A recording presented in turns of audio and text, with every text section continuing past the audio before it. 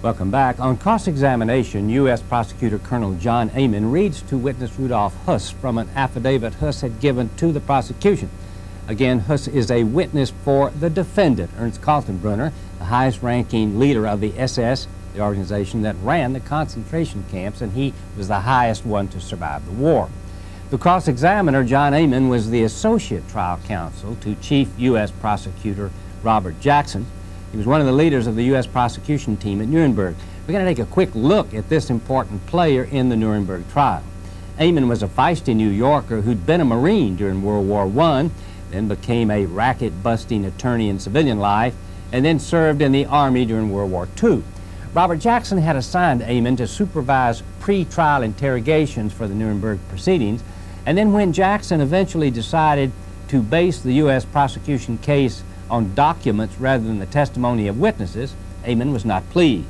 To Amon, a trial was about witnesses, not about paper. Here, Colonel Amon takes on Auschwitz manager Rudolf Hess, asking him about the Nazi plan to exterminate the Jews. I commanded Auschwitz until 1 December 43 and estimate that at least 2,500,000 victims were executed and exterminated there by gassing and burning, and at least another 500,000 succumbed to starvation and disease, making a total dead of about 3 million. This figure represents about 70% or 80% of all persons sent to Auschwitz as prisoners, the remainder having been selected and used for slave labor in the concentration camp industry.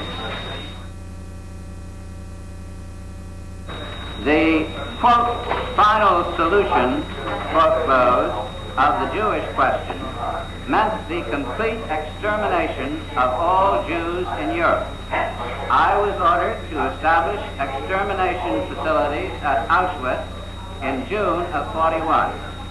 At that time, there were already in the general government 3 other extermination camps, Belzec, Treblinka, and Walzek. These camps were under the Einsatzkommando commando of the security police and SD.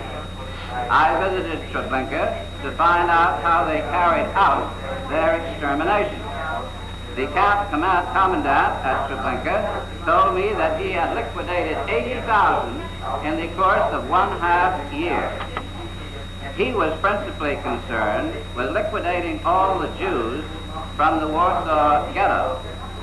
He used monoxide gas, and I did not think that his methods were very efficient. So when I set up the extermination building at Auschwitz, I used Cyclone B, which was a crystallized prussic acid which we dropped into the death chamber from a small opening. It took from 3 to 15 minutes to kill the people in the death chamber, depending upon climatic conditions. We knew when the people were dead because their screaming stopped. We usually waited 1/2 hour before we opened the doors and removed the bodies. After the bodies were removed, our special commandos took off the rings and extracted the gold from the teeth of the corpses. Is that all true and correct, witness? Yes.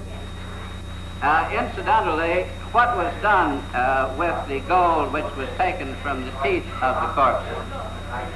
Do you know? Yes. Will you tell the tribunal? This gold was melted down and brought to the chief medical office of the SS at Berlin.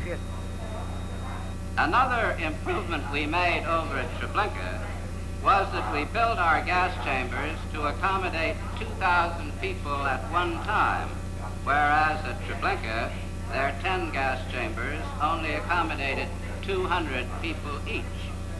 The way we selected our victims was as follows.